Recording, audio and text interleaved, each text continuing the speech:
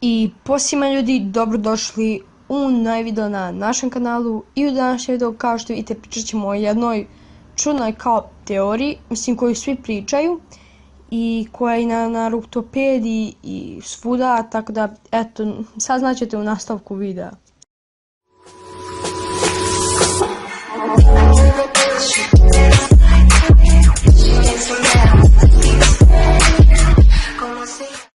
Dakle, svuda se bukvalno priča kako je Sarada rođena van sela Lista i da je Karin porađala Sakuru na jednoj misiji, kada su išli Sakura, Karin i valjda Sasuke.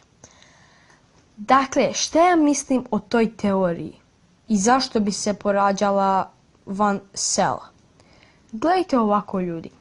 Prvo, koji bi normalan Hokage ili bilo ko pustio Sakuru, koja je valjda 9. mjesecu, koja treba da se porodi sa stomakom velikim, na jednu misiju? Umjesto da leži u bolnici Konohe, ona je otišla na jednu misiju.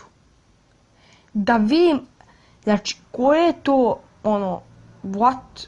Nije mi jasno. Jer gledajte, znači, ona je porođena u pećini kod Orochimaru, kako kažu u nekim teorijama.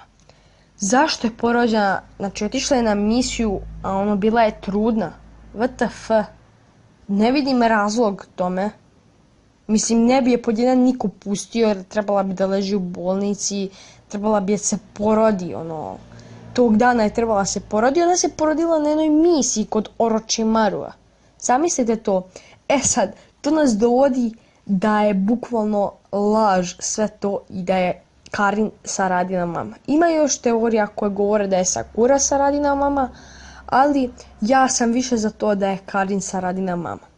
E sada, dakle, moja prva teorija jeste da je Karin zapravo porodila Sakuru, Saradu, čuj mene, Sakuru, i da je, pošto nije imala pristup selu, Karin, da je dala Sakuri da čuva dete, Sakuri i Sasukeu, da odrasta kao Shinobi. Da, pošto možda nisu u Karini imali sredstava da odgajaju Saradu, ili tad kad je imala baš groznicu, možda su je poslali u selo Lista da bi je izlečila Tsunade Saradu, pa su je onda ostavili u selu Lista. Tako da, eto, to je moja neka teorija koju sam imao da vam kažem.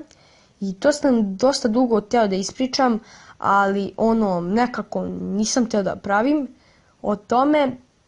Ali evo, sada sam morao to da napravim i eto, to bi bilo to za ovaj video. Ako vam se svideo, obavezno stavite like i u komentarima napišite vašu teoriju i da li se slažete sa ovom mojom teorijom, dakle, da je zapravo, znači, to što sam pričao. Tako da, eto, vidimo se u sljedećem videu, a do tada veliki pozdrav.